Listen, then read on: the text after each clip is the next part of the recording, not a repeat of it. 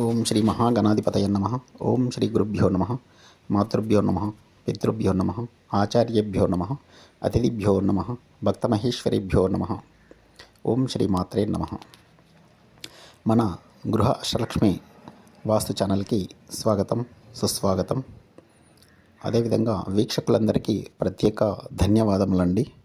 గృహంలో పశ్చిమ దిక్కుకు అధిపతి దిక్పాలపతి వరుణుడు.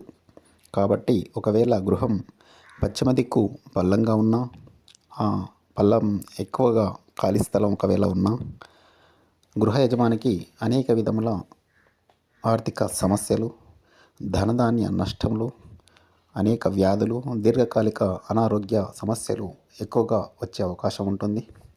అదేవిధంగా గృహంలో స్త్రీ ఆధిపత్యం ఎక్కువగా ఉండే అవకాశం ఉంటుంది.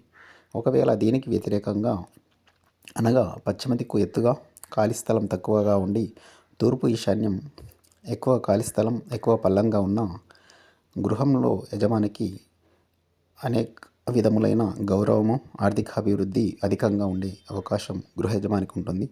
ఓం నమః శివాయ.